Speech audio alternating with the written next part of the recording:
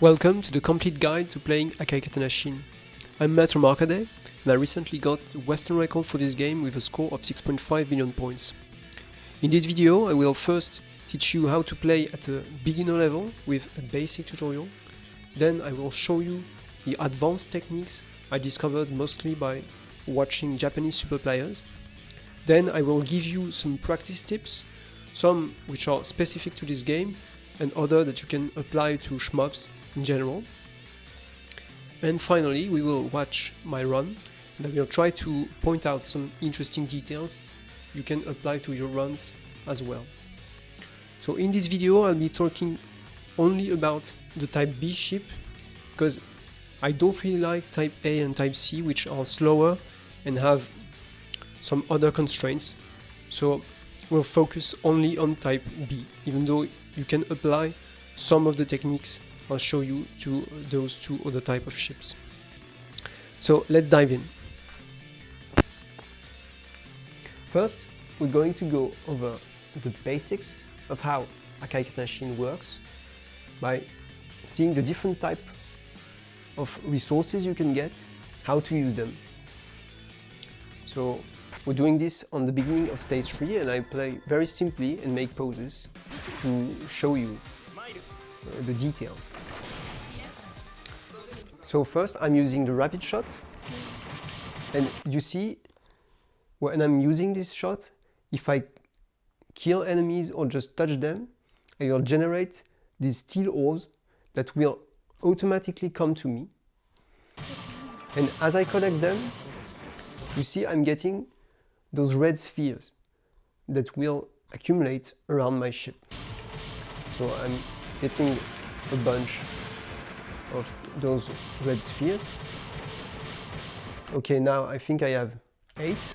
The maximum, I have 9, I believe. And the maximum number is 16. So when you're playing for score, you want to have as much of those red spheres as possible. And I'm gonna switch to the regular shot to generate the other type of basic resources, which are those green energy orbs. And you see, as I'm collecting them, the green bar on the top of the screen is filling. So now I have a bunch of resources and I can switch from being this simple plane to being a giant person who's twice the size of a plane, and that's called the phantom mode. So here I'm switching and you see I had those red spheres around me, and when I'm switching I get steel orbs around my character. So I can throw these orbs and you see each orb that touched an enemy came back to me with a katana. So as I'm throwing the orbs, I'm also cancelling bullets. And you see as well that I've gotten a tiny bit of points. That's not very significant. That's not the way you score in this game. But it gives a tiny amount of points to throw the orbs on enemies. So do note that cancelling bullets do not give any points. So that's not the objective here. You will get points by killing enemies with katanas, as we're going to see now. So I'm throwing the katanas. To throw the katanas, you have to switch back to the plane form. So whatever energy you still had, because I didn't say that the amount of energy you have is the amount of time you can stay in the phantom form. So when you throw the katanas, you go back to the plane form, and even if you still had energy, you consumed it entirely. Now you see the katanas are also cancelling bullets, just like the steel orbs were cancelling bullets. However, you see much more gold items, which are the points you want to get. So now you've seen I got 18 million points by throwing the katanas, and by throwing the steel, I think I had 19,000, something like that. So it's much more points to throw the katanas. So now I'm going to show you another thing, which is that if you go closer, you get more resources. See, by point blanking, I filled my red spheres much more quickly than if I stayed farther away. So now to get some energy, and then I'm going to throw all my katanas on the mid-boss. So another thing, when you are in Phantom mode, you still have your shot, and the regular shot is very powerful. So I used it to damage the boss, but it was not enough. Okay. So by killing the boss, I got a bunch of resources again, so we can once again change and throw the orbs. And I'm going to show you there is still the rapid shot as well, but it is not used that much. Another mechanic, you see I got touched when I was in phantom form and I didn't die. I just changed back into the plane. So that's an important thing. You don't want to get hit, even in phantom form, but if that happens, you won't die instantly. You will just change back into the plane. Or if you really have a very high quantity of energy, maybe you will still have a tiny bit of energy to stay in phantom form for maybe a few seconds. So I'm going to get resources back and change back once again into phantom form. So as I said, you still have your rapid shot, but it is not very often used.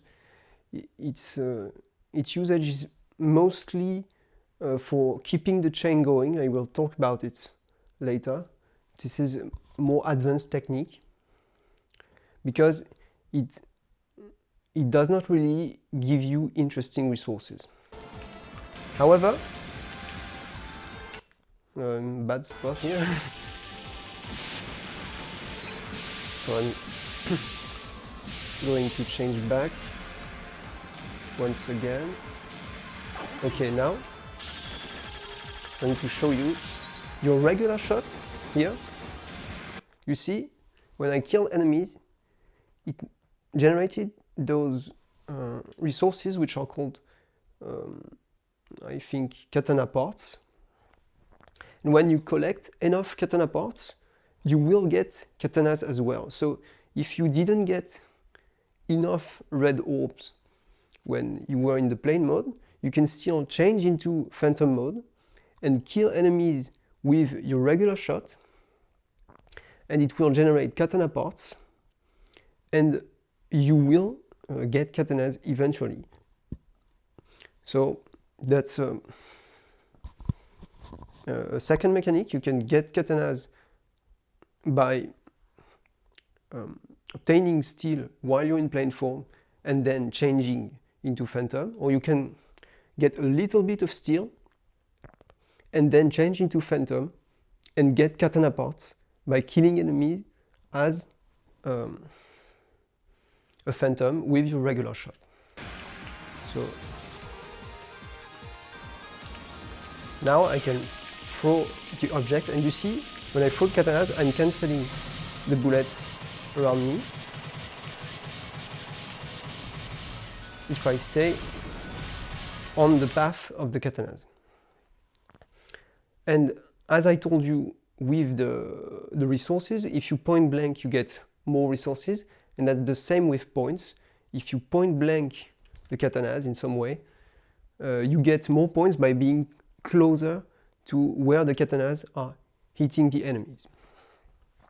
So here we are going to reach the boss, and that will be the end of our basic tutorial.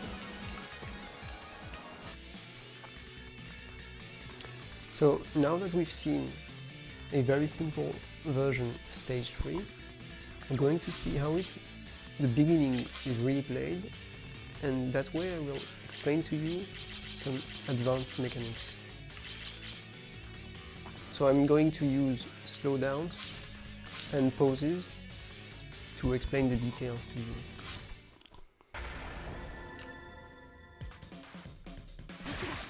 So that's an extract from training mode.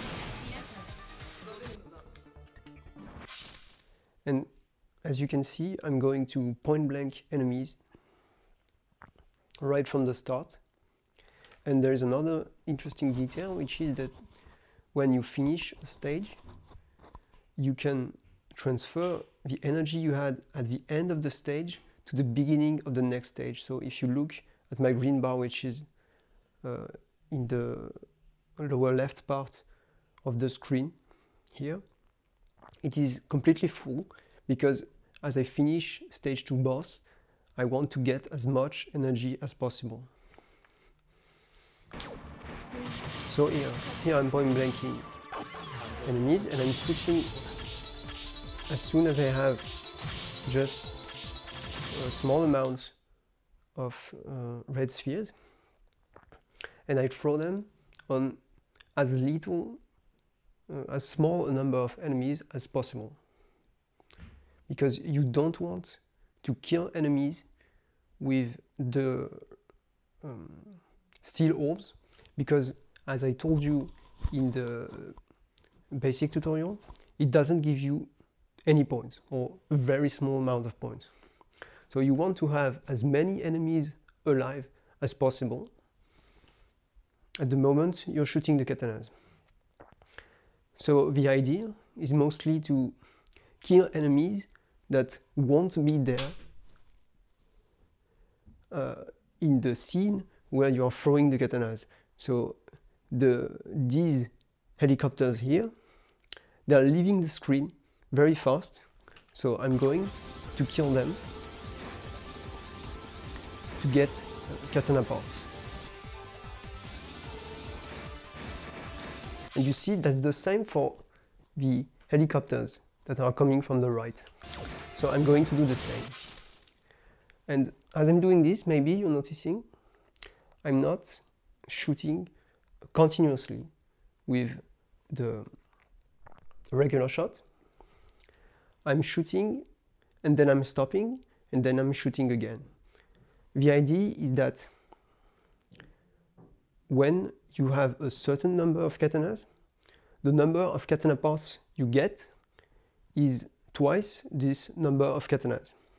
I believe you need 32 parts of katanas to get a new katana. So you want to update, in a certain sense, the number of katana parts you're getting.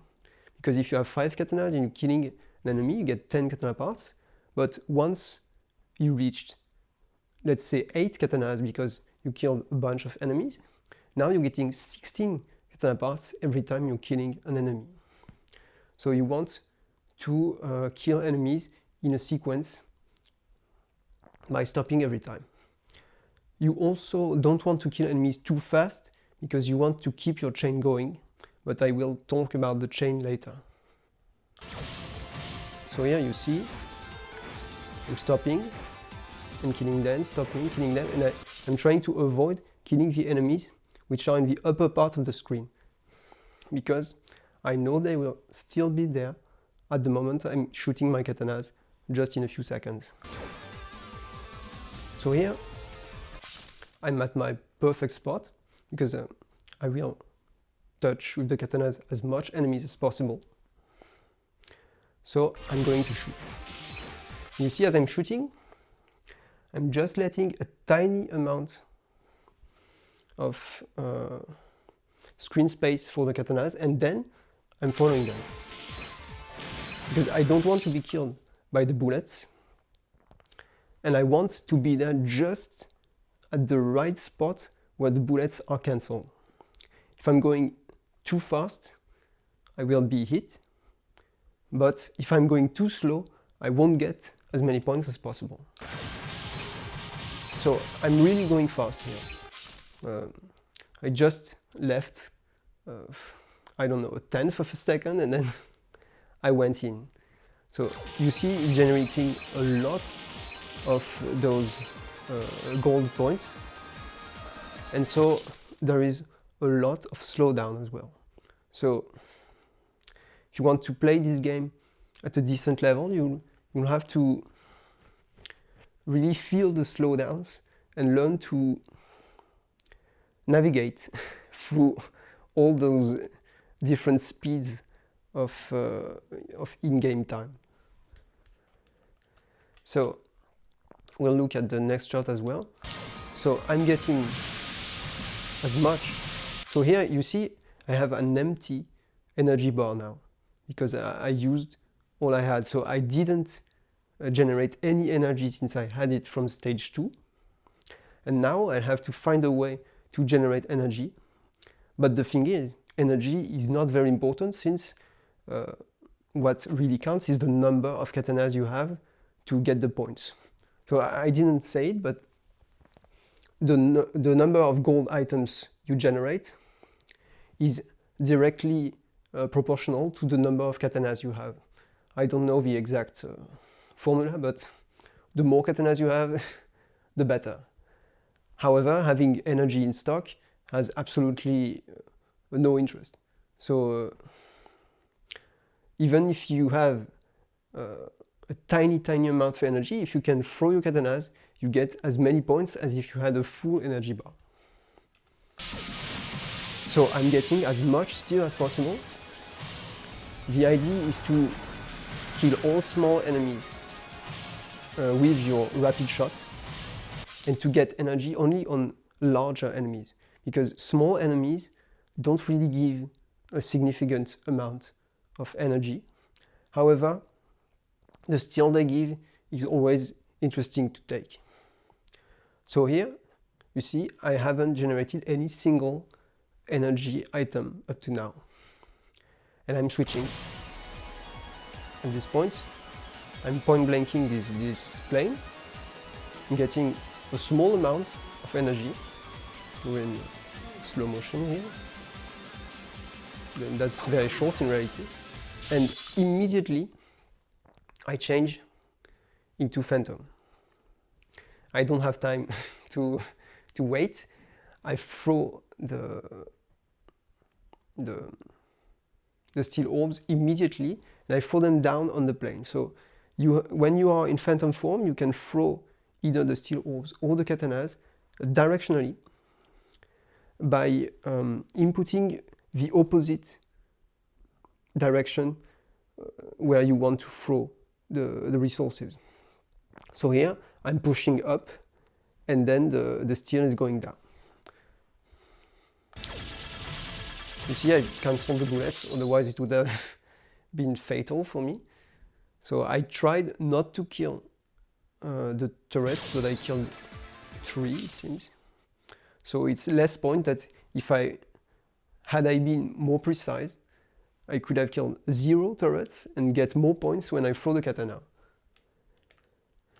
So here you see I only have a very tiny amount of energy, so I'm going to go almost to the point where I'm transformed back into plane by force.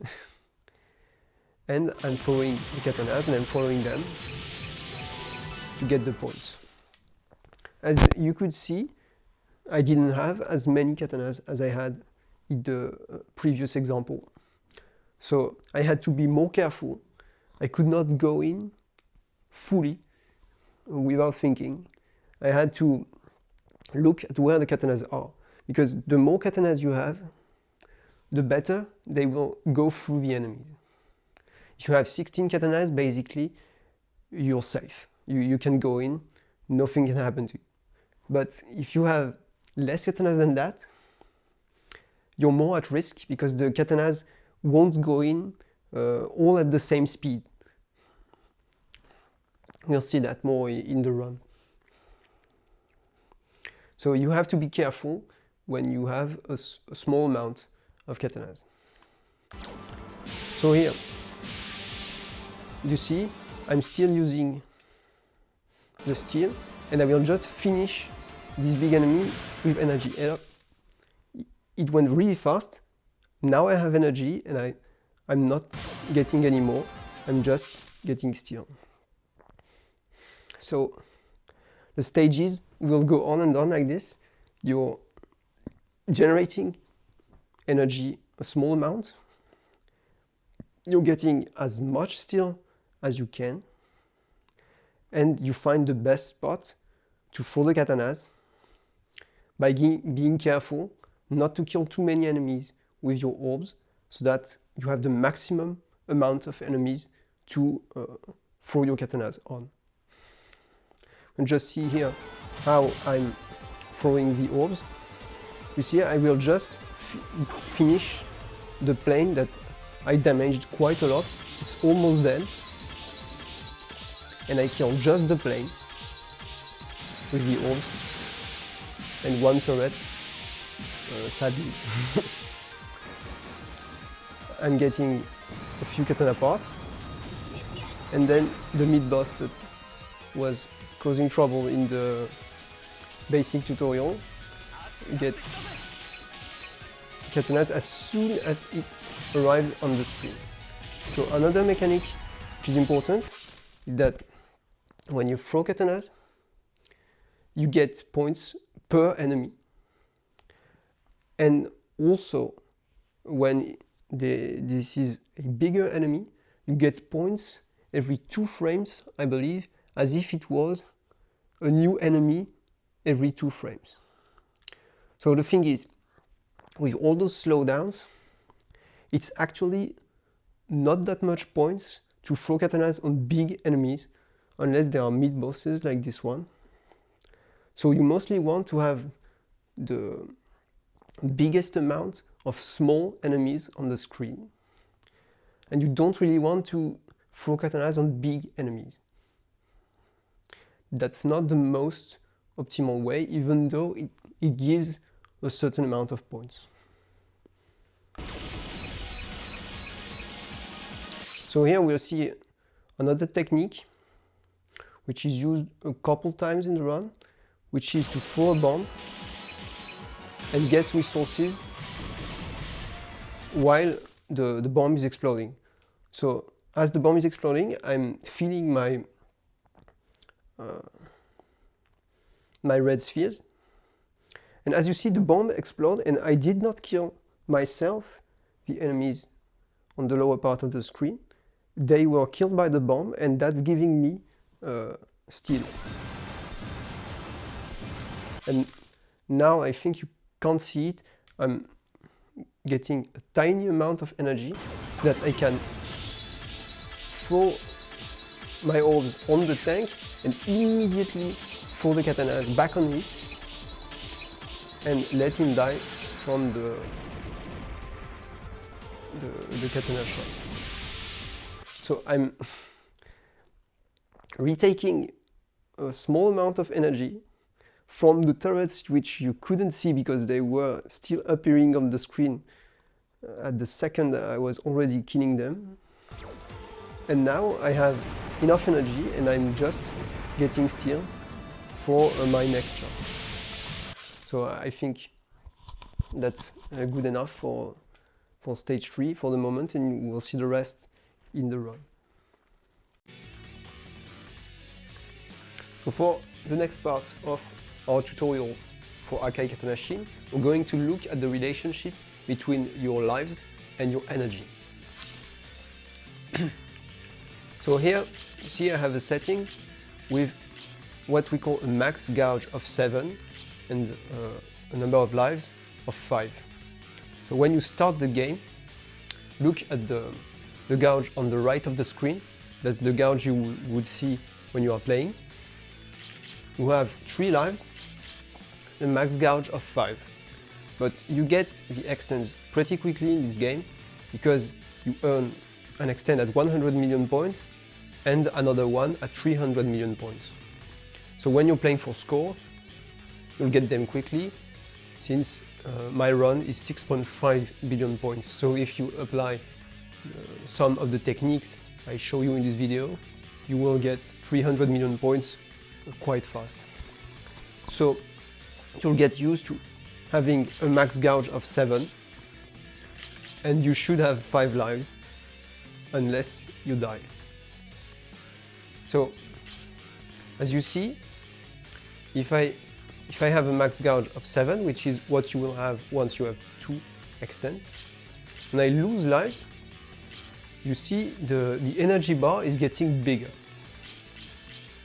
It's also true if you have only a max gauge of 5, but it won't get to the same size. So what's the meaning of this? On first impression, you will think that you are gaining energy. You think you have more energy than you had when you were at 5 lives. But that's completely false. The amount of time you can stay in Phantom mode is exactly the same if you have a full gauge. Either you have 5 lives or less than that. So you don't gain any energy. Actually, you're losing something, which is that in the next part we will talk about laser damage, but we'll talk about this first, which is that when you get touched by a laser, you get a certain amount of damage. Every time you get damage, your energy bar is filled with the size of 1 life. So if you have 5 lives, in this case, your energy gauge is the size of 2 lives. Since you see I have a max gauge of 7 and 5 lives. But if you lose a life, your energy gauge is now the size of 3 lives. So the 50% energy you had becomes 33%, since your bar is now the size of 3 lives. If you lose another life and you get touched by a laser, instead of having 33%, now you have 25%, because your gauge is the size of 4 lives, etc., etc. So you see, getting laser damage is reducing the size of your life, but is giving you energy.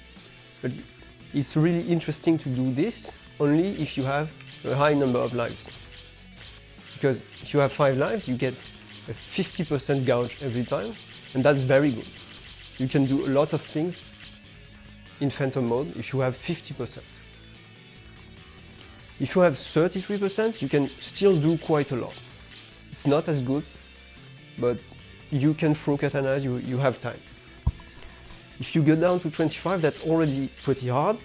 And if you go down to 20, even 16, when you have only 1 life, that's pretty short, so you're not gonna do a lot, and it won't be a good idea. So, the last thing I'm gonna say on this screen is that maybe you realized I had to put quite a lot of damage before you could see it on the screen. See, if I have 0% damage, you see that my life gauge is full, and if I have 20% damage, it looks like my life gauge is full as well, but that's not the case. You see it really at 30%, but you have to look very hard to see it at 30%. You see it for real at 40%, or let's say 35%. So why is that? At the end of your life bar, maybe you can see it, there is a little decoration thingy that's completely useless, which is hiding almost 30% of your life. So that's a very important detail to notice. I noticed it myself. I did not find this information somewhere. So I think it's quite important, because when you first play this game, you think that you can get hit by lasers a few times without having any damage, but that's completely false. From my own calculation, when you get hit by a laser, you get 10% damage. So when you get hit 10 times by lasers, you die.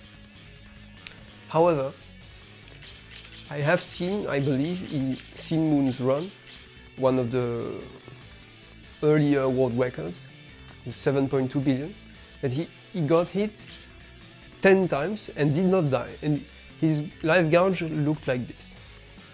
So I don't know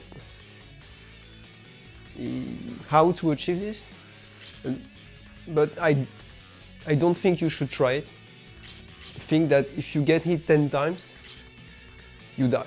That's what I saw when I experimented in training mode and in runs. So try not to get hit more than 9 times. Okay, that's the same for the energy bar. However, the decoration is smaller. So here you have 100% gauge, and you see I can go down to 90%, you can see the difference.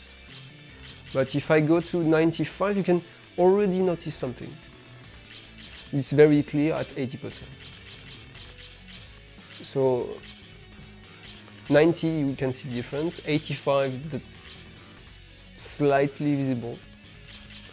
So that's an important detail, because when you have a 100% full energy gauge, you get a bonus for collecting steel. So you get more red spheres when you use your rapid shot, when you have a full gauge, than when you have a 95% full gauge. There is a difference, and it's very noticeable. So you have to know because the game is not telling you. I'll point out maybe in the run the spots where I think you can get fooled by this. So that's all I had to say on energy and lives. So in the next part we're going to talk about chaining and lasers.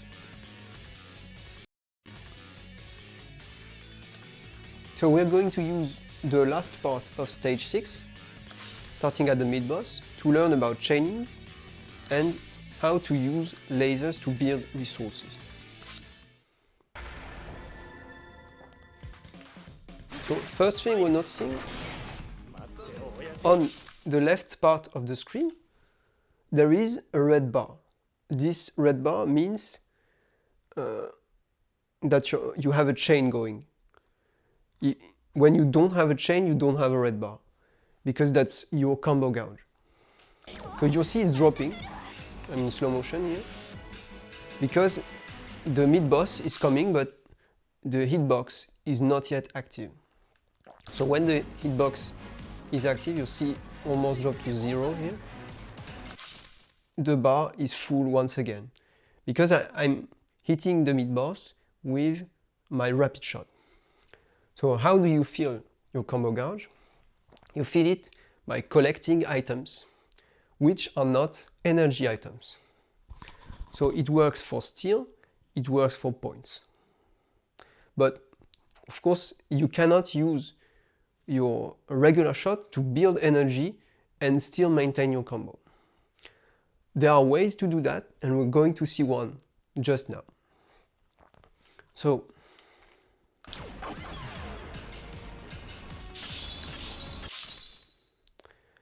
here I'm throwing my orb,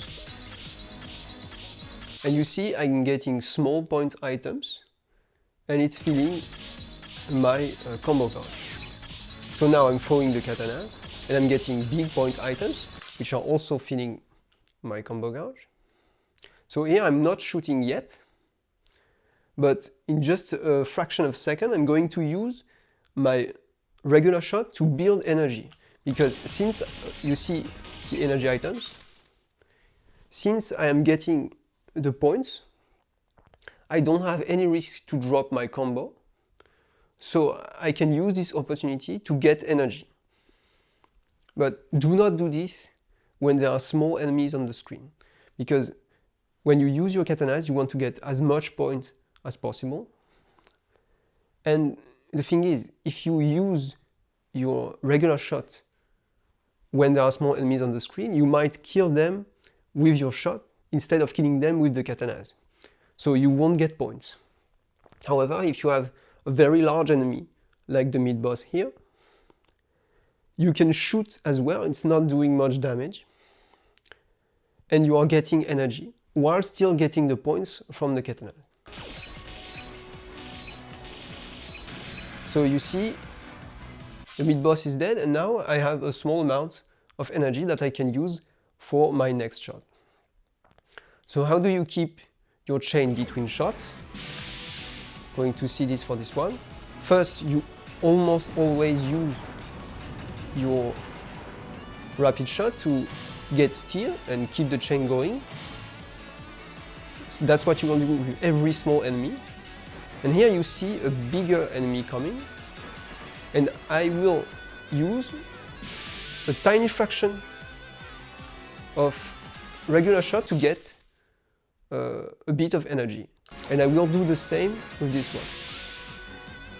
And I'm very quickly switching back to the rapid shot. Now I have enough energy, so I'm using rapid shot only to get red spheres. And I'm going to change into Phantom, get the katanas. And now, you see, I have thrown my steel orbs, but I have to keep the chain until the moment I'm throwing the katanas. So I'm using my regular shot to both get katana parts. You see, the combo is dropping here. The red bar is getting small, and every time I get katana parts, the combo is coming back. So I'm getting katana parts one by one, first because I get more when I kill enemies one by one, as I explained in an earlier part of this tutorial, but also because I'm keeping my chain by doing so. If I kill all the helicopters at the same time, my chain would drop.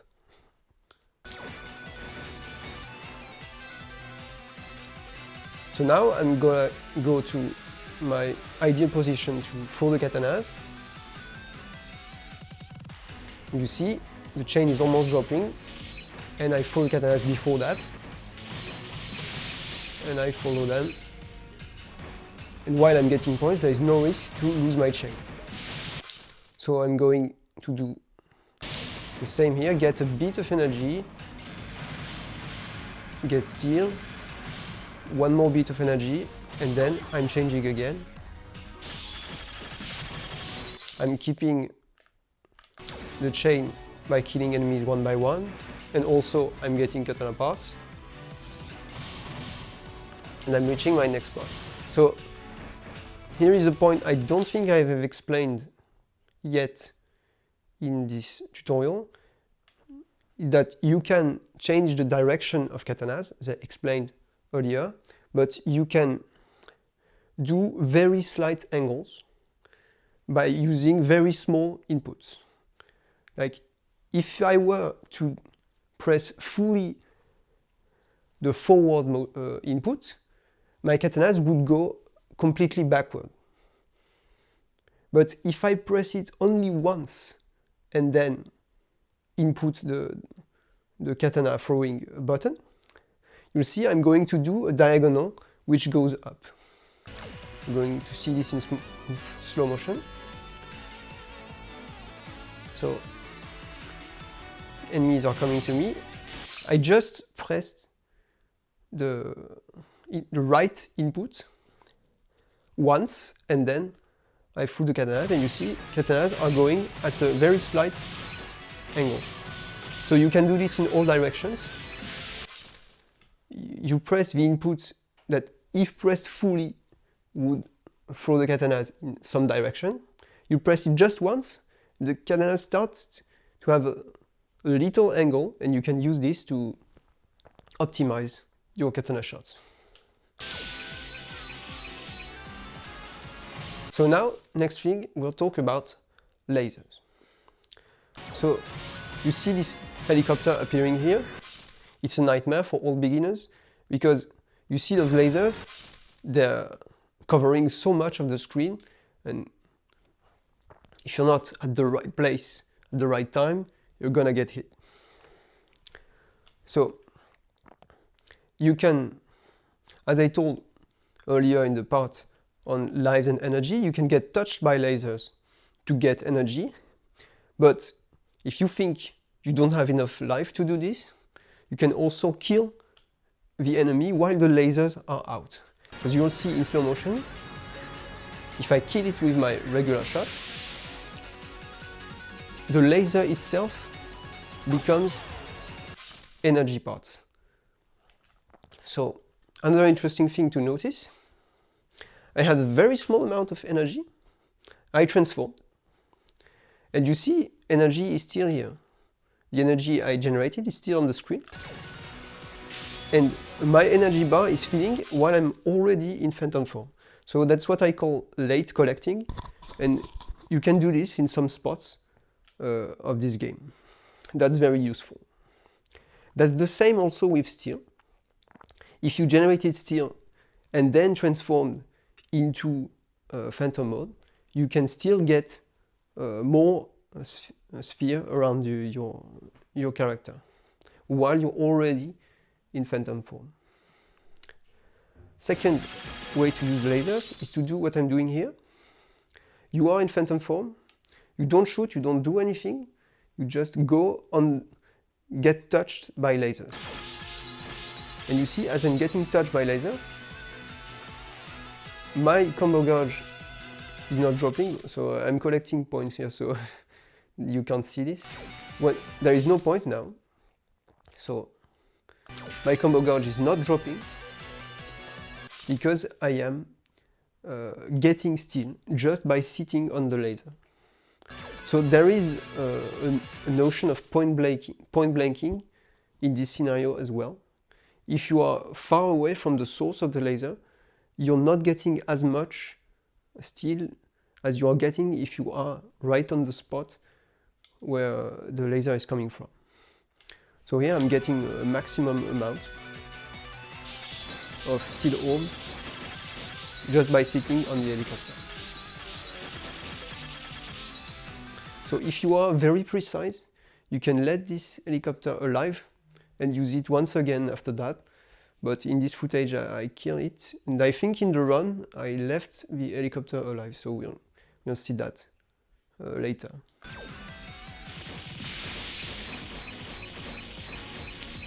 So we're gonna go to the next laser usage. So as I told you in the menu, you can, here you see I have almost empty energy gauge.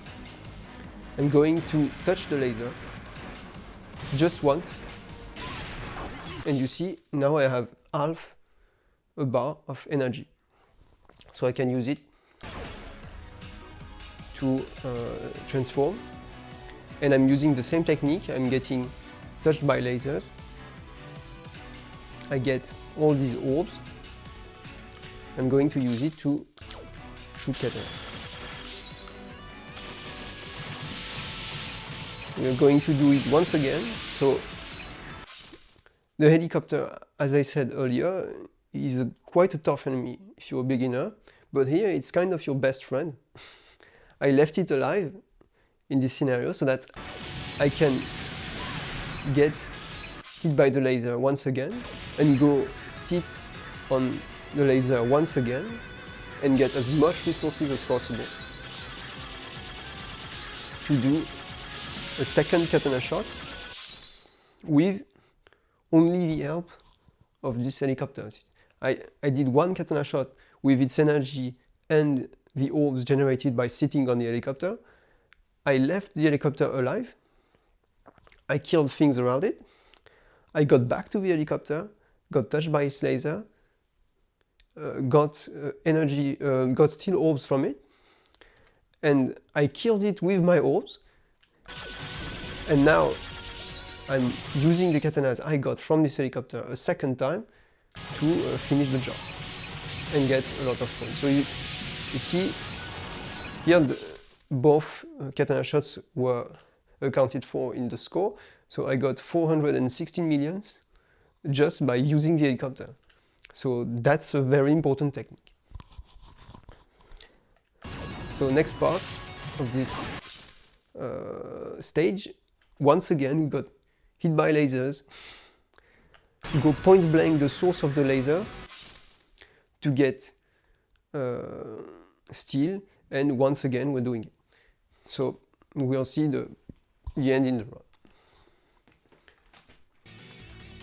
I'm going to show you one last small thing for our tutorial, which is a useful technique to keep your chain going while you're in phantom mode. We're going to watch the beginning of stage 6.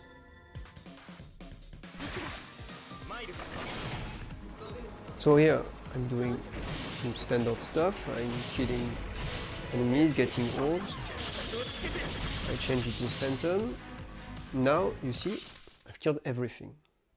There is no enemy left on the screen. And you know that you want to throw your katanas on as much enemies as possible. So you want to wait for the screen to be filled entirely before you shoot your katanas. So you have to keep your chain until this is possible. So what I'm doing, you see in slow motion,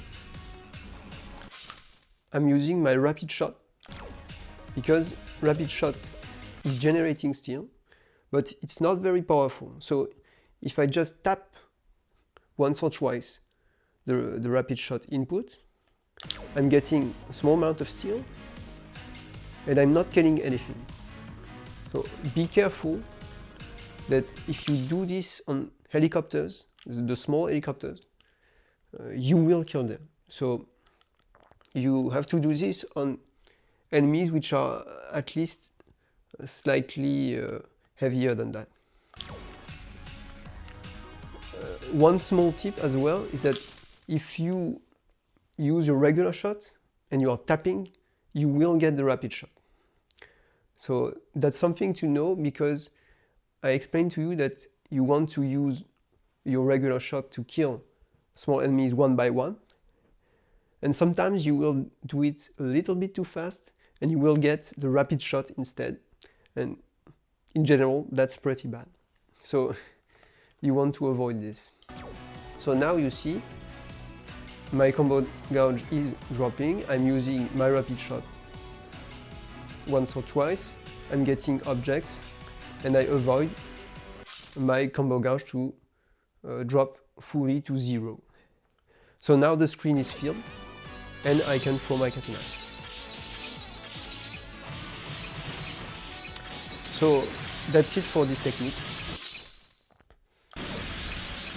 Just a little tip that you can use in your runs, because you will sometimes be in phantom form and wonder how to keep your chain, and that can be quite useful because you can use it everywhere. If you are slightly off your route, for example, and you think your combo might drop to 0, just use a rapid shot quite close to an enemy. If you're too far, it won't work.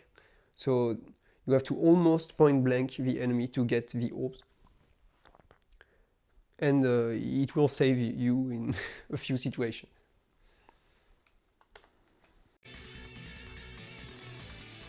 So now, before we start watching the run, I wanted to explain a bit how I achieved this. Because most people will tell you just practice, it's enough.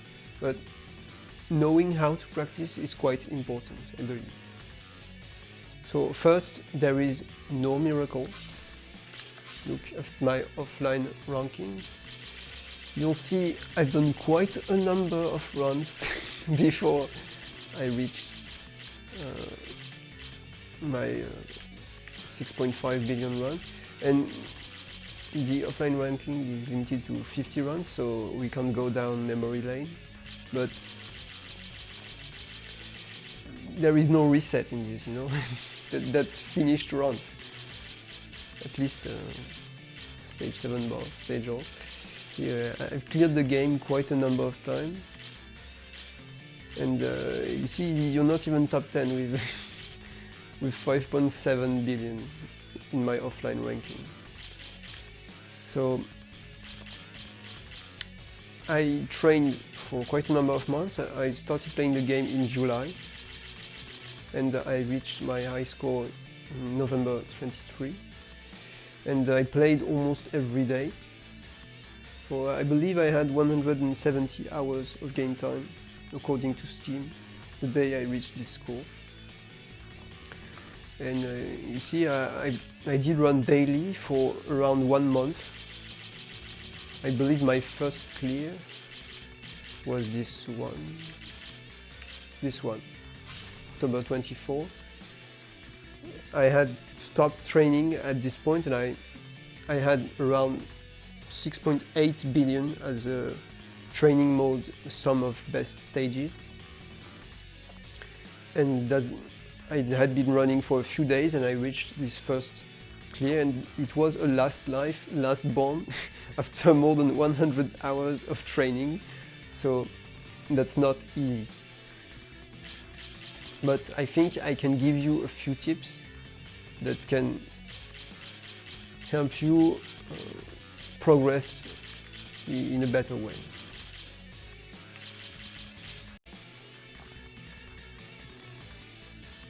I'm going to give you an advice which is specific to this game, which is that the best way to train is not to go into the training mode, is to go into the replay section of the game.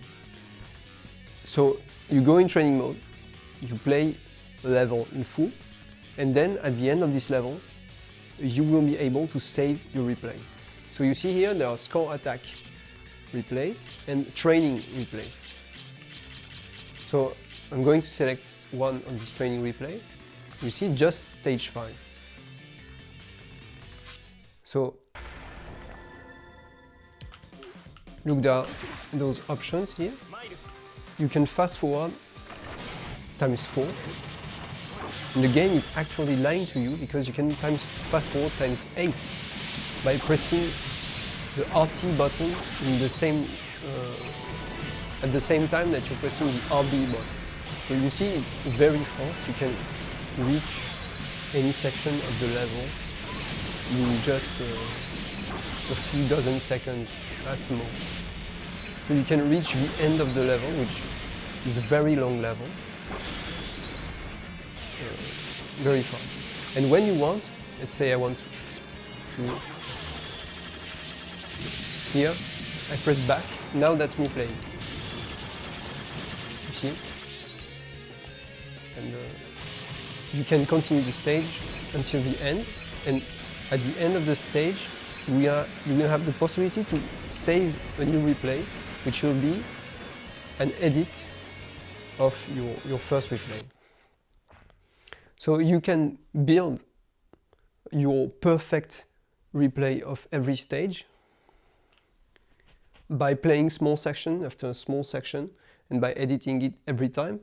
And so you can build your theoretical best score for the game and get some confidence, you know, because sometimes it's very hard to perform every single strategy at once on the same level. But here you can record things one by one. So I think it's a good thing. And also, if you press restart here, you're not gonna restart the replay. You're gonna restart, and that's you playing. So if you want to retrain the same spot, you have to go back in the menu, load the file again, and use the fast forward to reach the section once again. So of course it can be slightly tedious for the latest part of stage 5, especially because that's the longest stage. But for all the other ones, let's say you want to train here, you see I had to wait only 5 seconds before I could take the control of my shin. Okay, so that's it for this little tip, which is, I think, very important. Now we're just gonna go over the training mode options of this game.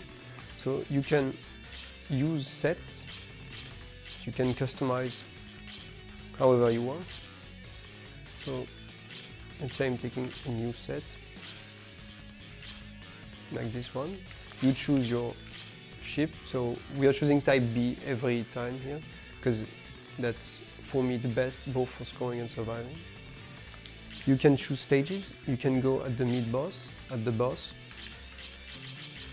but know that the mid-boss section is kind of bad for all stages except stage 6, because at stage 6, you saw in the tutorial earlier, you start right at the mid-boss, but if you choose, for example, stage 5 mid-boss, you're starting like 10 seconds before the mid-boss appears, so it kills the purpose, because you can use a replay and fast forward and reach the mid-boss in less than 10 seconds. So if that's actually what you want to train, it is still better to use the replay. So there is this option, solo and continue. Continue allows you to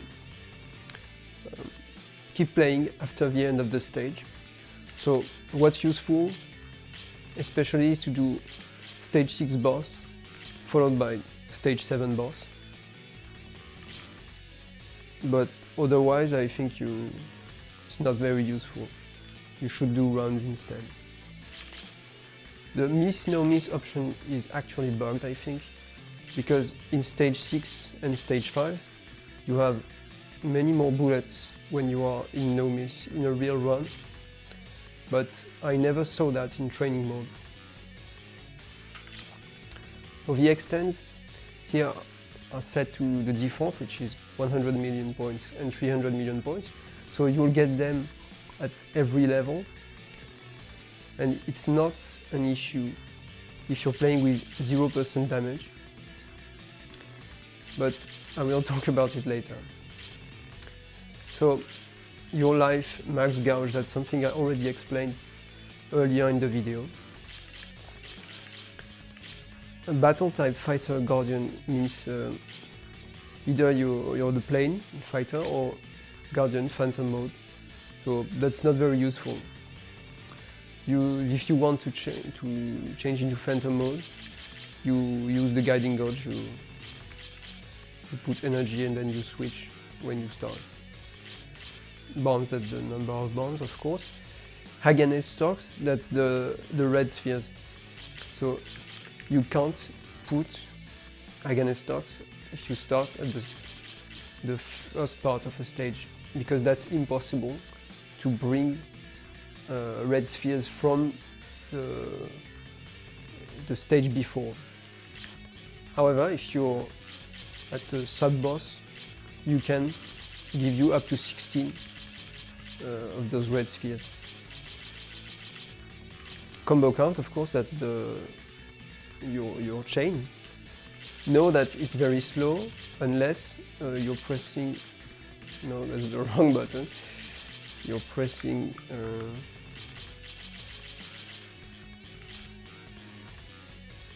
you see, increase, decrease by 10, hold X. So that's, if you hold the X button, you see you can do 1000 by 1000, which is useful because 10 by 10 is very, very small. So now the important part for stage 6 mostly, because that's where you will train with damage.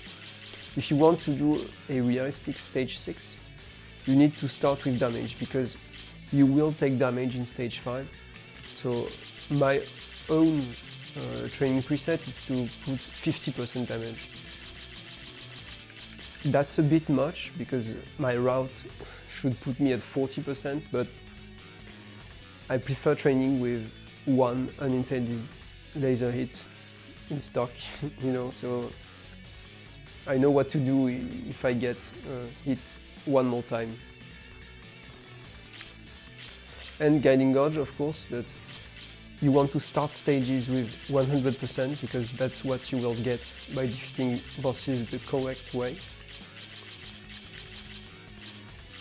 And So that's all there is to the options. So yes, I wanted to say about the extends. If you put damage, when you get an extend, the damage will be cancelled because you're getting a full life. So you play with no extend if you use damage. So that's it for the training mode.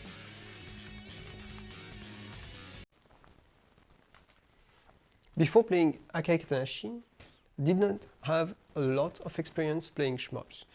Played a few once for around 50 hours or so, at most.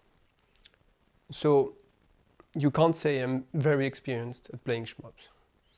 But there is a discipline which is classical piano, which I have played for, I don't know, thousands of hours. So you'll think, what's the link between classical piano and Shmups?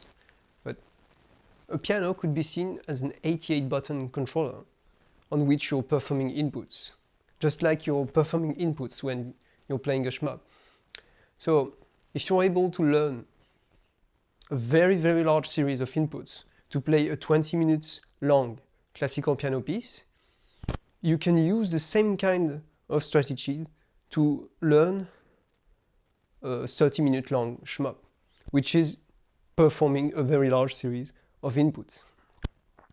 So I'm going to give you some tips I learned from playing classical piano to apply directly to your Shmup playing. First tip I'm going to give you is that when you want to achieve something and you can't do it, there are two types of reasons why you can't achieve this. Either you lack knowledge or you lack skill. And it's important to be able to tell the difference between the two. So I'm first going to use an example from piano, and then we're going to talk only about Shmups. So if you were to sit at a piano for the first time in your life, you don't know anything about piano, and I told you, play me a C major scale. Probably you don't know what a C major scale is and how to play it. But the thing is, I can tell you, and in like 30 seconds you'll be able to do it. You just have to push the white keys one by one, and I tell you which one to start with and which one to end with. So that's very easy.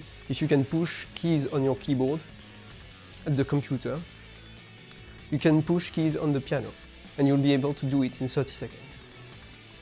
However, if I were to tell you, play me a C major scale at a speed of 180 beats per minute and 4 notes per beat, if you don't know anything about music, you already don't know what I'm talking about, but I'll simplify this by saying it's 12 notes per second.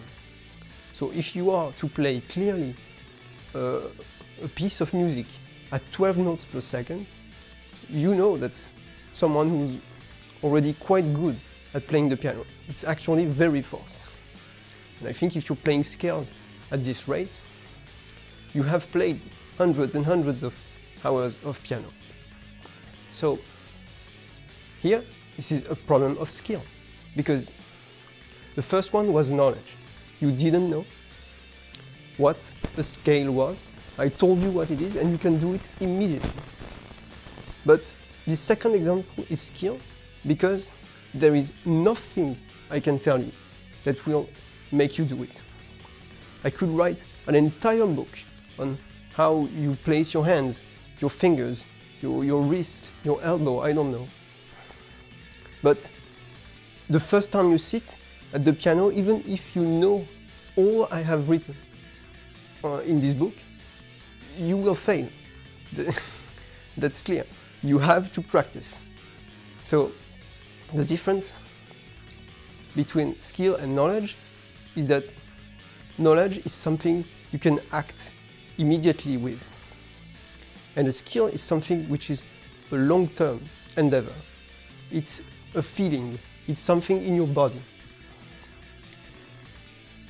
In a sense, you could say that knowledge is something you can write down, and a skill is knowledge integrated inside the body.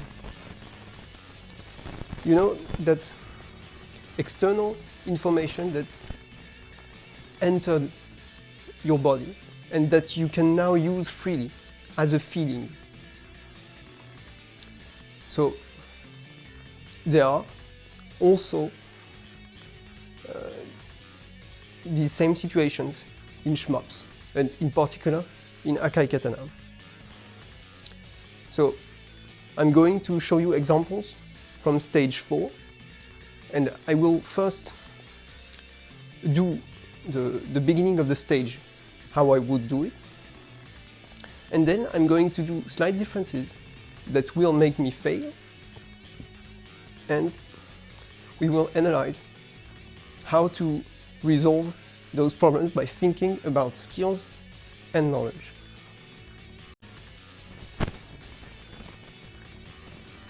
Okay, so let's start by me doing the beginning. And I will point out 3 things to you. First, I'm point blanking the enemies to get resources. Then I'm gonna switch and throw my ult, get katanas. Then I'm throwing my katana and I'm going.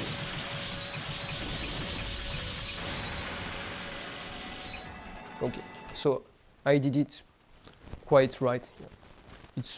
I can do 50 million points, but that's okay.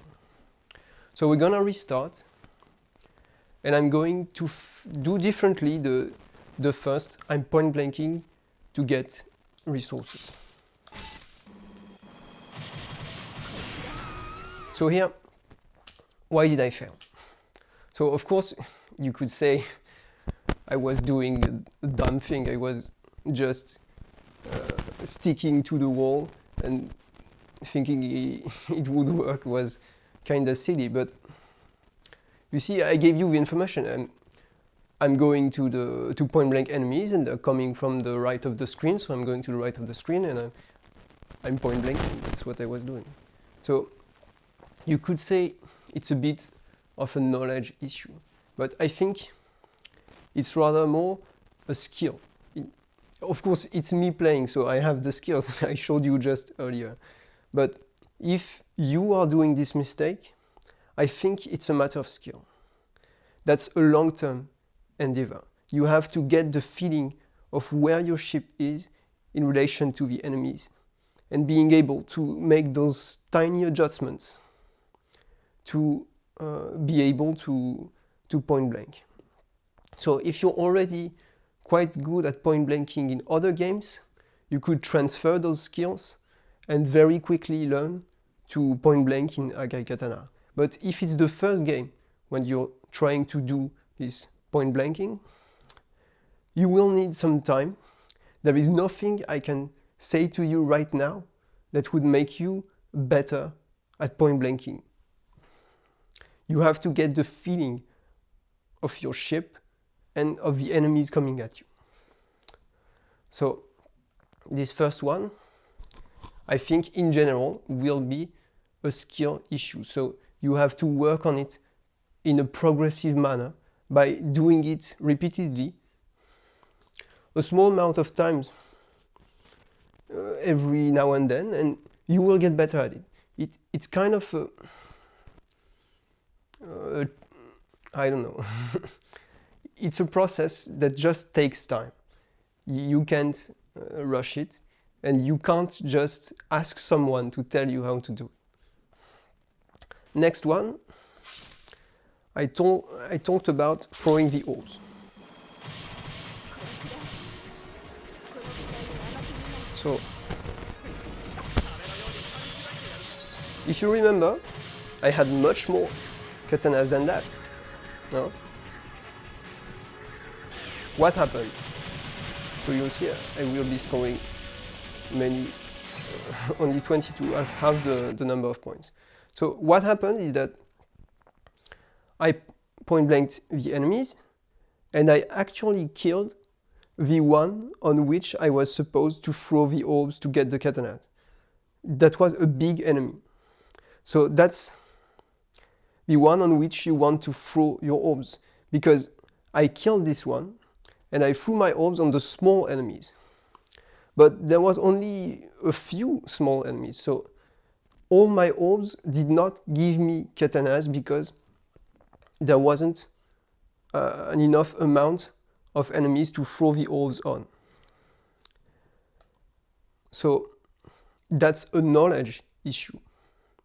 Because if I tell you, wait, you killed this enemy, but you shouldn't kill this one, you should throw your orbs on this one, with only a few tries, you'll probably get it and get better instantly. So that's the difference between knowledge and skill. I can tell you something that will make you better in a short amount of time. Maybe you have to try it a few times, maybe even 10 times, but that's the information that changed everything. You don't need 10 days to sit on it and think about it. You need to act. So that was an example of a knowledge issue. Now, let's do it one more time.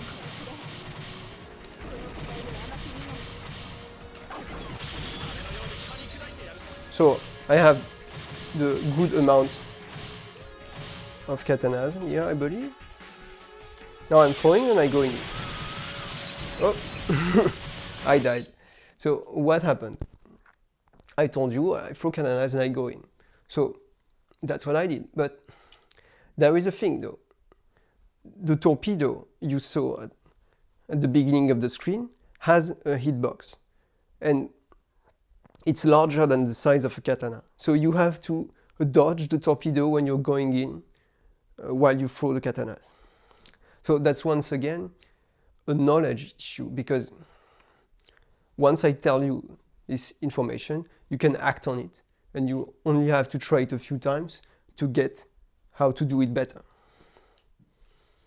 So you see there is a pattern here. Once you feel where your ship is, once you know how to move, you know how to seemingly transform from your plane form to your phantom form, you can throw katanas without really thinking about it. That's all the skills there is. The rest is knowledge.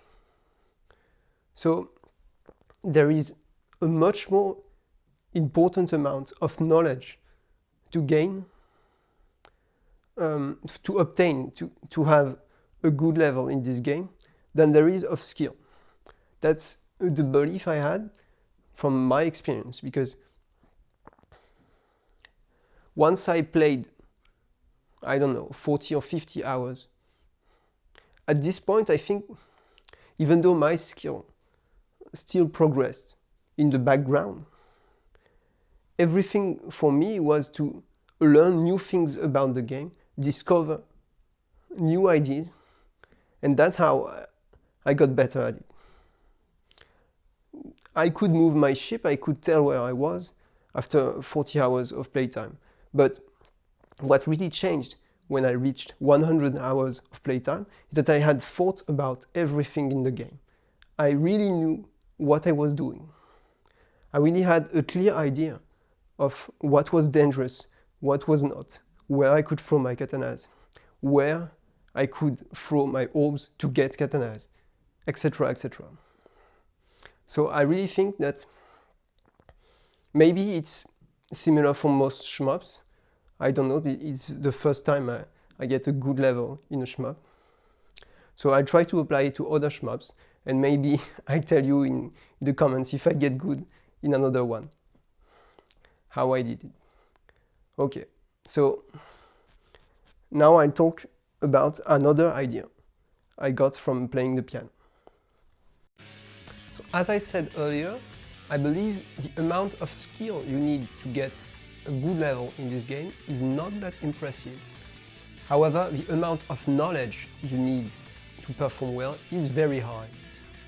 So among this knowledge you can gather, there is one specific point which I'd like to discuss, which is muscle memory. So I've heard a lot of people talk about muscle memory both in shmups and in piano playing, and I think those two are quite similar. The thing is, in piano you're making some very, very complex movements with your fingers, your hands, your wrists, etc. But in the end, what you're doing is playing with your ears. That might sound completely crazy, because if you watch someone play, you think he's playing with his fingers, but in reality, you have to think with your ears to play the piano very well. So I think it's kind of the same with shmups, in the sense that you have to play with your eyes. You have to visualize what you want to get it. And you don't have to think about what your fingers are doing. In some specific spots, you have to think about very precise inputs, but for most of the game, you have just to visualize what you want to do, and if you trained enough, you'll get what you want. I strongly believe that, and that's what I applied to my runs, and I think it worked pretty well. If you start thinking about what your fingers are doing, you get confused and you're going to make mistakes. The muscle memory will build itself. You don't need to interfere with it. So think about the act of speaking, what I'm doing right now. I have no idea what my lips are doing. However, that's muscle memory, because the sounds I'm making, I learned in my childhood. I don't know at which point, I don't know how, but my lips are doing those very precise movements which are doing the sound I want. I just think about what I want to say and I'm saying it. I don't think at all about the precise movements of my lips. And that's the same with fingers. If you start thinking about what your fingers are doing, something's gonna go wrong. So think about this when you're having trouble performing well in your runs. In order to progress in just about anything, there is a concept I'd like to share with you, which is the idea of following the least resistance path. You know, people are asking for reasonable objectives to set, schedules to follow, things like that. I strongly believe this is completely stupid. If you want to achieve something, it's because of an internal desire, so you'll just do what you want. And that's the best way to achieve anything. Of course, when you really want something, you'll get some outside advice, but you have to follow like 90% what you want and use 10% of outside advice to slightly deviate your trajectory to reach your objective. Because if you're following only external advice or mostly external advice, you'll just give up, because that's not what you really want to do. So in this game, when I started, already a few hours in, I thought the best thing about this game is scoring. I did not like the idea of surviving. I have actually never done any single run where I tried to finish the game. I thought about finishing the game only when I reached stage 6 boss, once the game is basically finished. You know, try to survive the last boss, of course. And that's it. All I wanted to do was scoring. So even when my score was absolute garbage, when I was a complete beginner, like I had a few 100 million points, all I wanted to do was scoring. So that's what I did. And I followed this path, and it led me to the score I have now. But I never had any form of objective. At no point did I say, okay, I want to reach 6.5 billion points. No, it just happened. You know, once I had a very high training mode score, I thought, well, I can do a good run. So I tried doing runs. And when I got bored doing runs, I stopped. That's just what happened. So I think you should do what you want, and if scoring very high is not what you want, don't do it. Don't set yourself an objective which is not what you want to do. Just follow what you like, and that's how you get the most enjoyment out of basically any activity, and that's also how you will get the highest possible results. You know, because doing what you like, you will always try to do the best. But if you try to do things you don't like, it's just not organic, you know. So you will never reach a very high level in an activity you don't really like. So it's completely pointless to try. One last advice I can give based on my experience in piano playing is that you should look at your runs in the most objectively possible manner. Because if you're looking at it based on your current level, you'll always think that you're failing. Because whoever you are, even if you are the best concert pianist in the world, when you're playing a 30-minute long piano piece, you're always making some kind of mistake. Even if it's not a wrong note, maybe you played something slightly louder than you should have, maybe you put the pedal slightly later in some part, I don't know. When your level is raising, the demands you put on yourself are raising as well. So that's the same with Shmups. I realized this doing runs, that in the end, when I finish the run, I always feel like it was garbage. That's the first response my body is giving me, because I have played training mode hundreds of times, I have cleared the levels perfectly many times, and then when I finish the levels, there's something I did wrong, always. So I don't have the score I had in training mode, so I failed. But you have to set your expectations slightly lower than what you believe you should be doing based on your training mode experience. You have to, in a sense, get data by doing runs to see what your real level is.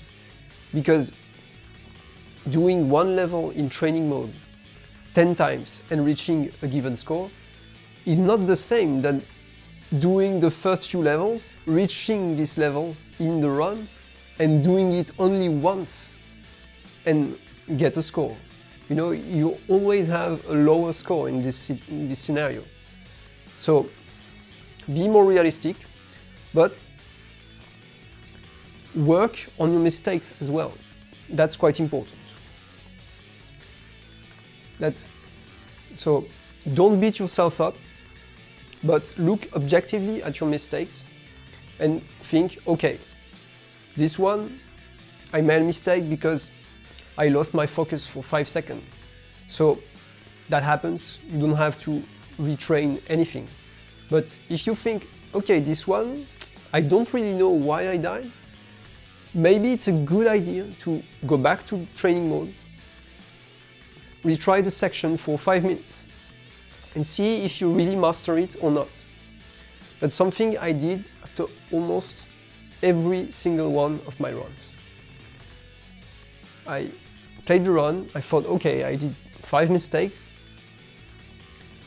I went back training mode, verified that, okay, I can do it. It's just a small mistake, I'm human. And went back on my day, but sometimes I realized that something was wrong. Something I did not expect happened, and I don't know, I forgot something. Maybe when I analyzed the stage, I saw something and I forgot it later, and in my muscle memory it got a bit jumbled, something like that. So reanalyze the situation, get better, and go back to doing runs. So that's it for my advice on how to practice the game. And so after that we are going to watch the run.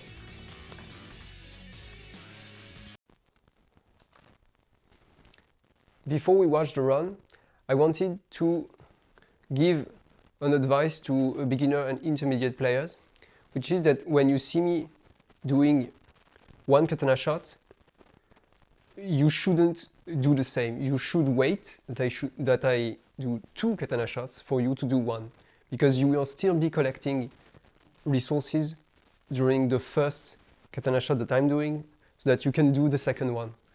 You know, because when you watch the run, you will see me collect a lot of resources in an almost optimal way every single time, because I know exactly what I'm doing during the entirety of the run. I know exactly how I'm killing every single enemy, at which place I am, etc, etc. And of course, you can do that only by training dozens and dozens of hours. So when you start, you can do this, but if you approximate, you know, you can still do half what I'm doing. You won't be getting half the points, but you will probably get, I don't know, over 2 billion points if you just copy half my route in terms of katana shots and collect resources during the other katana shots instead of doing them. So now we're gonna watch the run. So we're now reaching the last part of this video. I'm going to show you my best run, which is allegedly the Western record for this game. Feel free to claim the Western record if you have it, and we don't know about your run.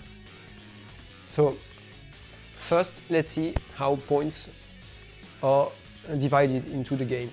So you see stage 5 is 2.3 billion and stage 6 is 1.7 here. I can even do 2.6 on stage 5 personally. You can reach 3 billion, even more than that if we believe Nitiku's run. So stage 5 is the most important stage by far. So you really have to work this one if you want to get a high score in this game. You see that stage 1 and stage 2 are not that much important. The real game starts at stage 3. The important thing if you want to score is to do a decent stage 1 and a decent stage 2. Get out of here with all your lives and 0 laser hits, and start scoring for real in stage 3. So we're going to see that in the run.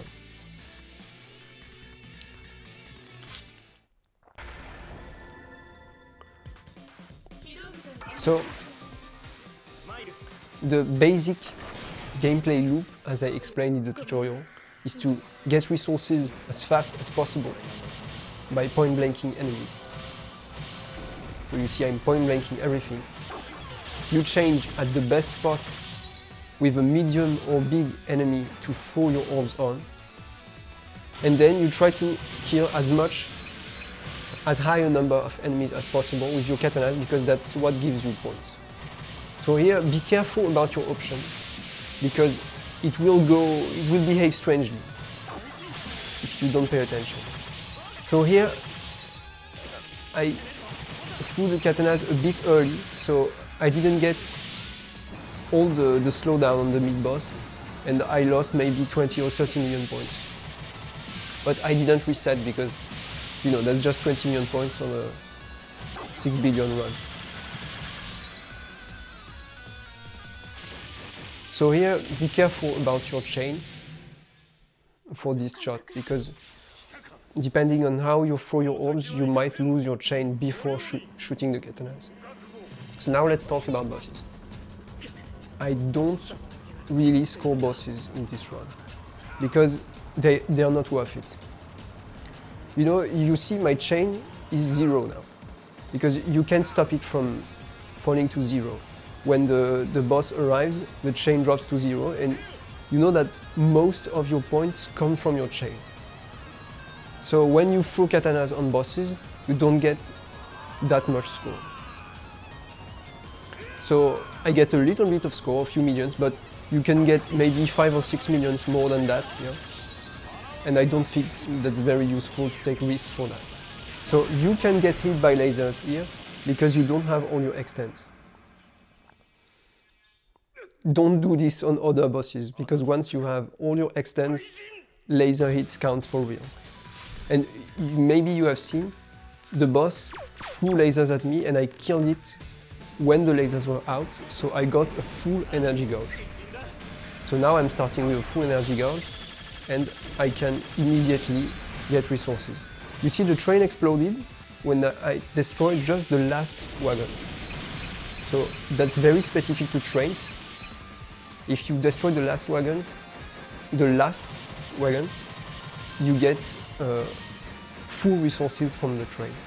So full points and full steel ores, or full energy as well. So you see that's the mid-boss. It's very early in the stage, and its resistance is pretty low. You can kill it in like 3 seconds. So you use it to get resources and a small amount of points.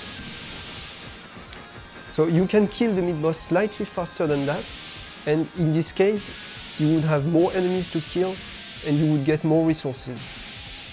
But it's slightly harder to survive the mid-boss, so I decided to I created this strategy instead. I kill the first helicopters and I shoot the katanas only on the second wave of helicopters. So I'm losing a few points, but I have a much better survival rate, so I don't lose runs in this scenario. So here you see, if you wait enough for the katanas to take down the last wagon, you get full points for the train. But if you don't wait, you shoot them too early, the train doesn't explode, you don't get the points. And here you saw me destroy the little boat very fast, and so I got all 3 planes in the end. But if you're too slow to destroy the boat, you get only 2 planes, maybe even only 1 plane, if you're very slow.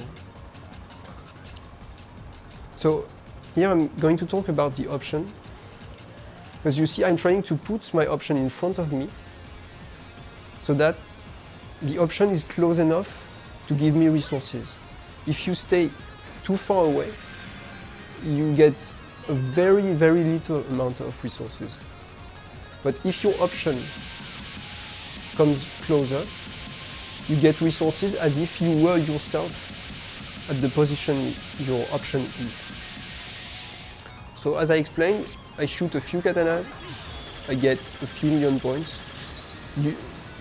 I think I'm getting 2 million points with this katana shot which is coming, but you can get full resources and get maybe 10 million points if that's what you really want. But you're wasting your time, I believe, because that's quite long and you're gonna have to do many runs. So here you have to be careful about lasers, because now you see I have all my lives. So if I get hit, that's for real. So you have to avoid that. Here, stop shooting and wait for the lasers to come out before you kill the boss. Otherwise you won't get a full energy bar.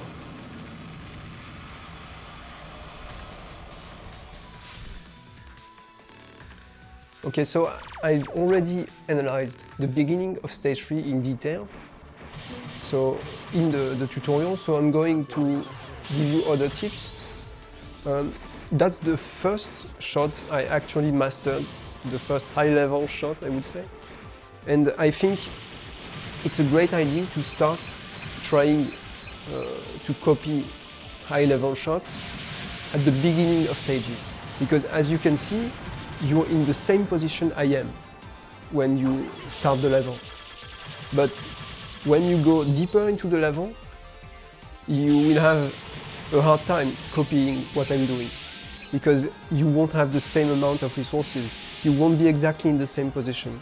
But at the first shot of the level, you're exactly in the same starting point.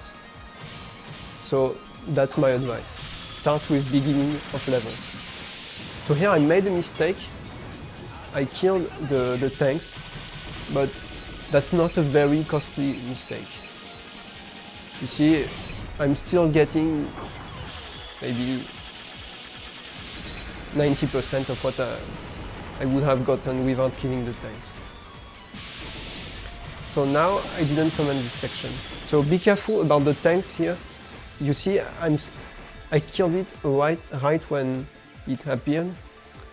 It can kill you if you don't do that. So be careful about your chain in this position because you need to get energy from the planes, but it's quite hard to do it without dropping your chain. So here my point of reference is when the plane goes down the road, I shoot the katanas and then I can reach those strange things appearing. Otherwise there is one that you wouldn't kill with your katanas and you would get maybe 20 million points less than that.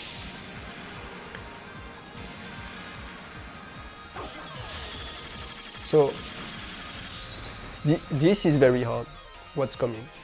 You have to time exactly to shoot the plane as it arrives on the screen. And here you can take the opportunity to get energy and you can fade away and do a macro dodge. That's something I designed myself. Most people do a micro dodge here. They stay close to the plane, but I prefer doing the macro dodge. I think it's fun.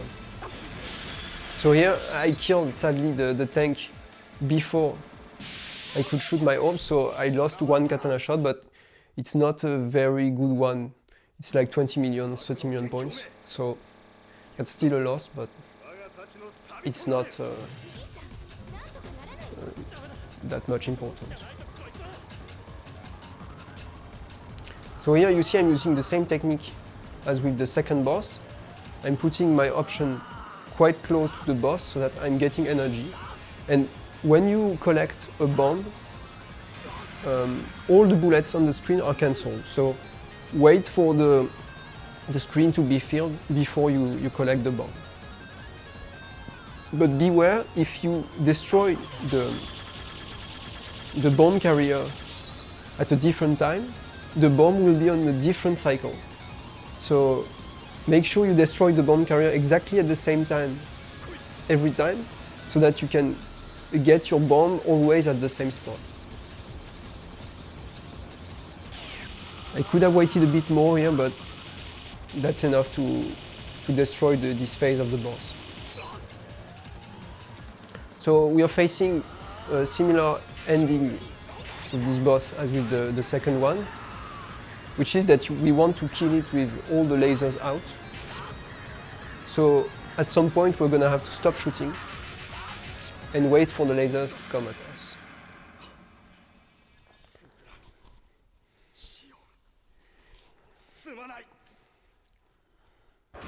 So that stage 3 was pretty good except for the last shot, which didn't happen, but it's not the one which brings the highest amount of points.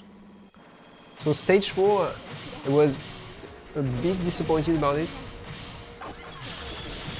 So mostly because of the last shot. The beginning is okay, however. So I already showed you this part earlier.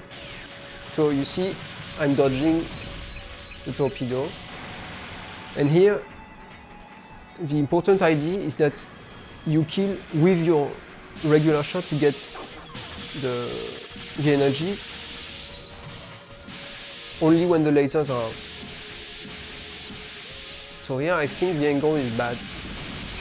I should be killing the enemies down, so I'm losing maybe 15 million points. So you have to get a better angle than that. So this part is pretty hard. You want to get energy once, and then you want to get only steel. And to point blank those torpedoes, you have to touch their nose, you know.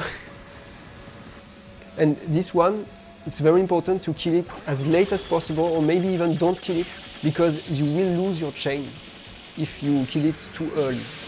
So the most important is to not lose the chain. Getting 2 million more points is not that big of a deal.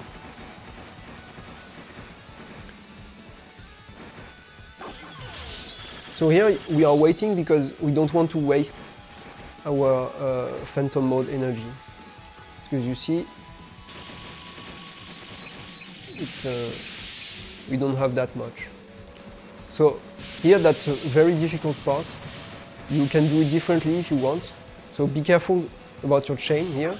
When you're throwing there, the helicopters might kill you. They will kill you in training mode. So be careful about that.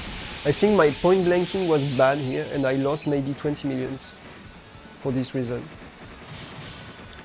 So here you really want to go all the way to the right because there is one turret which you might not kill otherwise. So here I'm using my regular shot, so that's pretty hard to dodge. And I'm switching very late to the energy shot to avoid dropping my chain.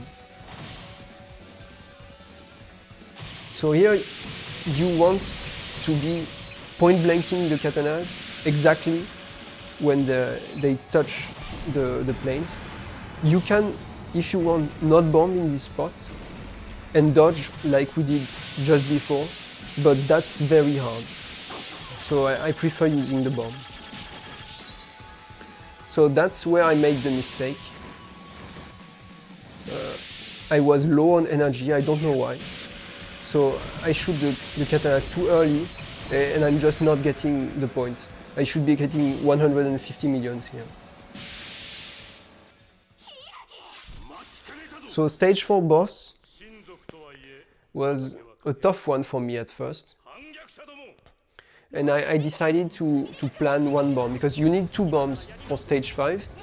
And by collecting this one, I have 3. So I chose to add 1 planned bomb in stage 4 boss just to make sure I'm not dying needlessly. So here you want to reach as soon as possible the spot where I am, and then you tap dodge very slowly.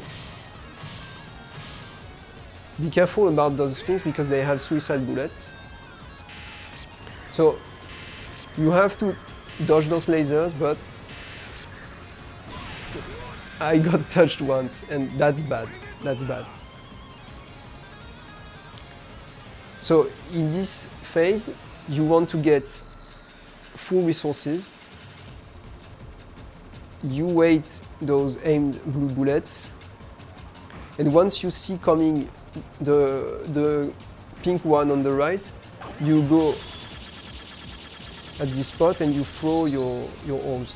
So the pink ones are actually random, you might get more of them or less of them.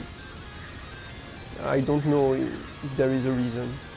So you go back there and you throw your katanas backwards and try to get a bit of steel, because you will need it. So this phase is actually very easy, but only if you don't move. If you move, you're dead. Because the bullets are behaving very strangely. So that's the phase where I will be bombing. I can dodge it. I've dodged it many times, but I've died quite a number of times as well. So I decided to just bomb so that I don't have to stress about it. So if you don't bomb, of course, the boss will have more life than that. And you have to be careful about this. You want to throw your katanas when the lasers are out, so that you kill the boss and get the energy.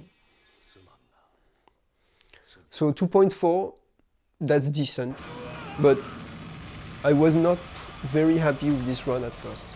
2.4 at the end of stage 4 is not a very good score. I can easily do 2.5. So now, real stuff. That's where the points are. So you really have to do a great stage 5. So here I'm using the technique of the rapid shot to maintain my chain, and you see I waited as long as possible to get the maximum amount of enemies on the screen. What's coming looks hard, but it's very easy. You just go to the border of the screen, you throw your orbs back, you throw your katanas back, and it's just it. It's much easier than dodging the bullets from this sort of mini boss. So if you're a beginner, don't do this, because the mid boss is coming and you will be without any resource. So you have to bomb twice because you don't want to drop your chain and you want to build resources. So at the end of the mid-boss, he's throwing lasers, and you see I got touched. That's very bad. But at least I have full energy. I think the timing is slightly bad here because I'm getting only 125 and I can get 150. But that's something we will see a lot in stage 5. I'm getting less points than usual, and I don't really know why. So here be careful, don't kill the plane too early because you see your chain is going down and you have to wait for the planes to be on the screen before you shoot the katanas. So next part, if you're a beginner, don't do it. That's hard. And getting touched only once here is hard as well, because you will get touched several times if you try it at first. So this shot is very important.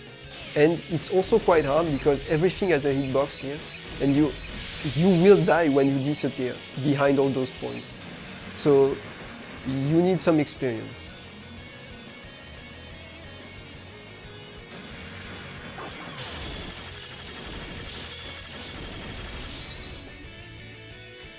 When you get out here, look at those planes on the upper part of the screen. They're doing strange things. You really have to touch the border of the screen all the way up to avoid them because they will kill you.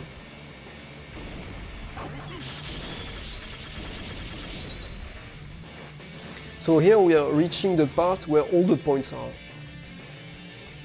This shot is quite important, and you have to be careful about the planes coming here because they will kill you. And that's the same for them if you're really touching the border of the screen.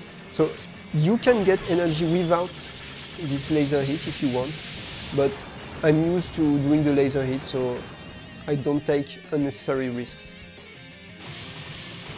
You can do an angled shot and get more points, but you will have much more enemies on the screen afterwards. So my point blanking is very, very bad in this section, in this run. So you see I don't have many red spheres, so I have only a small amount of points from this shot. I can get maybe 250 if I'm doing it right. So this shot is pretty hard, and that's the most important one of the run, I believe. Because you have to destroy all those small enemies and leave all these ones alive. And when you disappear, you have to avoid getting hit by the laser. But I got it, and now you see I have a very small amount of life remaining. So my health is low, and I'm gonna have to die at stage 5 boss because I need more health for stage 6.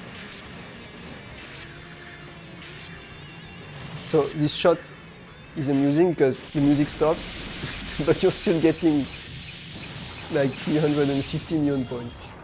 Oh, 319, that was pretty low actually. So the first phase of the boss is you point blanking, but you're point blanking with your regular shot, and when you see this sort of shadow, you switch to your rapid shot and you move very quickly away from the spot where you see the shadow. So you can get more resources and get more points, but of course it's easier just to end this phase. So the next phase, I think I'm very good at. In all the runs that I did, I messed up only once. And which one is on YouTube? It's this one. So first you get full energy, then you dodge all those things, and the position of the boss is random, so you have to dodge in different position every time. And then you go there, don't point blank too close, useless, and useless to die here. And be careful about the turret, you have to destroy it with your shot. So you change into Phantom, and you stay on the left because you won't get hit by the grenades. The laser is moving you, so be careful about this. And I wasn't careful, so I got touched. But the thing is, I have to die at this boss anyway, so that's not a big deal.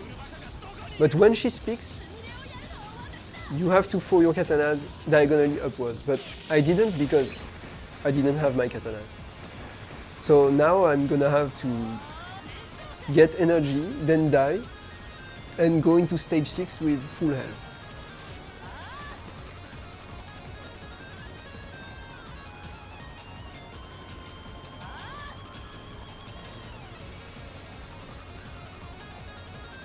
So I don't have any bomb here, so I'm trying to survive as long as possible because her health bar is actually much bigger than it looks. You can shoot for a while before she dies, so that's why I prefer to use a bomb. I thought, that's okay, I messed up, I use a bomb, don't talk about it anymore. You know, start fresh.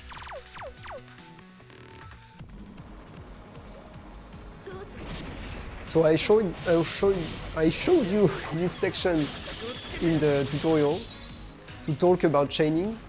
So you see I have to wait for the screen to fill before I can throw my katanas.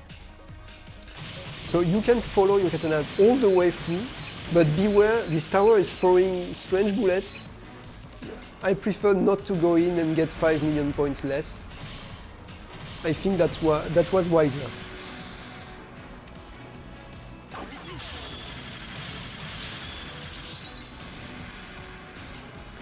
So here most people throw the katanas diagonally, but I prefer going pretty far down and kill all the tanks, even though it gives slightly less points. The survival aspect is better, I believe. So this tap dodging is pretty hard. You have to be careful about bullets coming from small enemies, and you have to be careful about some stray bullets, I would say. It's not uniform. So here, I'm supposed to stay down here, but I didn't feel it. So I lost maybe 10 million points. So now we're arriving at stage 6, mid-boss. So you see, I'm killing it as late as possible so that I don't drop the chain. If you kill it too soon, you're dropping the chain before the mid-boss arrives.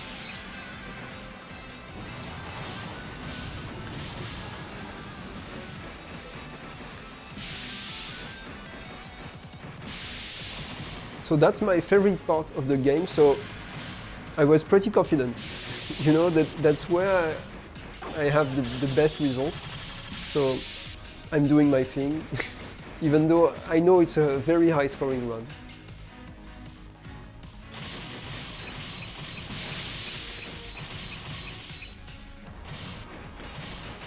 So the shot which is coming, I designed myself. I did not copy anything from anyone, because I had a problem with surviving the helicopters coming from the right. You know, this helicopter here is pretty hard, and the tank coming here is hard to beat as well. So if I'm shooting diagonally, I'm killing them all, and I'm surviving. So I'm getting now to the spot where I explained to you, you are getting your energy fully from lasers.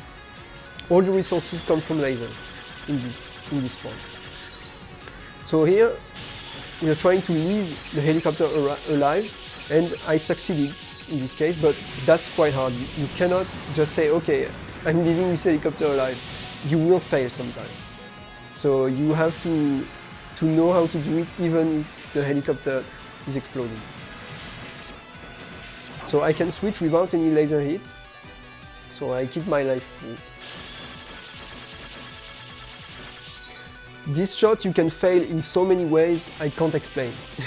You can not kill the boat, you can kill the tank below, you can die of course, you can destroy the helicopter. There are so many stuff that can go wrong. But it's a very important one. So I think I did it right here. But I can do over 400 millions, but that's 390 is still very good. This next one I'm less happy with. I think the point blanking is bad. I'm too late to collect the points and I'm losing quite a number. So that's the last shot of the game. You can stay and get touched by the laser once more and get a bit more points, but I thought it was safer just to throw the katanas immediately and get 100 instead of 120 and risking everything. So I panicked here. I was expecting the other one because there are several possible patterns in this case.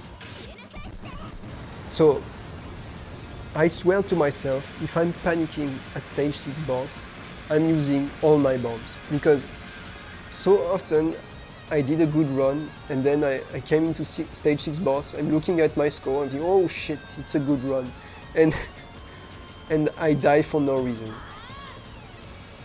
So I didn't want this to happen here.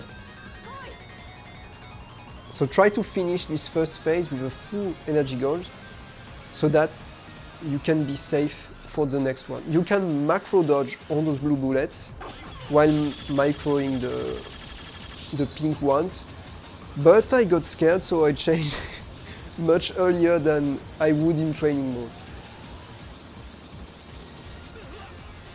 I got touched here, so I lost my katanas as well, and I lost a bomb, but I survived. So don't copy this stage 6 fight. Look at Sin Moon or Jamers, I don't know, someone is doing it better.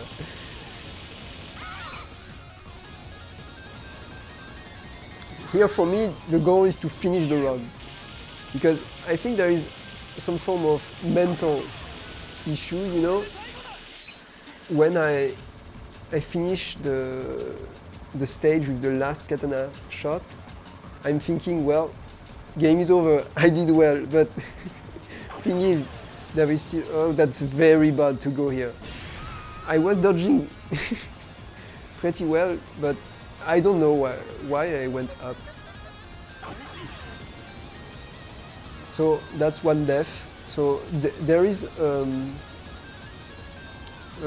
stage bonus at the end of stage 7, which is the final boss, for having a certain amount of lives. So I lost one, I believe I lost 40 million points. So I know it's over 6.4 even before seeing the stage bonus. So I have pressure here. I messed up the first pattern, but I survived. So stage 7, you can copy what I'm doing, but not till the end.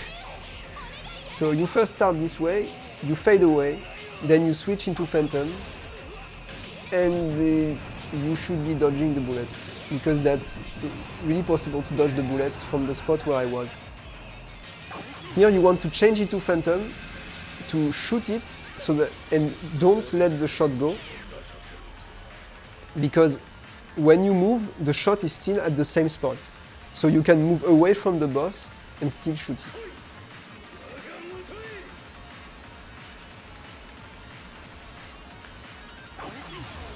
So in this phase, you just have to dodge everything, you know. That's not easy, but I bombed for some reason, I don't know. So thankfully, I have a good amount of health, so I can get hit by lasers. That's useful because this boss is hitting you with lasers all the time, so you can get energy, switch into Phantom, and have easy dodges. If you stay into plane, you see, that's hard to dodge, but once you're into Phantom, that's okay. So here I'm throwing the katana, and then I go find the enemy laser so that I can switch back, but I didn't need it. So that's it for the run.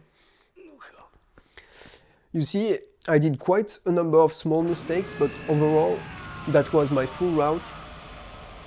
I think I played pretty well, in my opinion. I'm quite proud of this run. But if you can do better, by all means do it and use my advice. I'd be happy to see someone do better than that. I'm always happy to see good Akai Katana playing. So that's it for this video. I hope you enjoyed it. I hope you learned something about this game. Bye!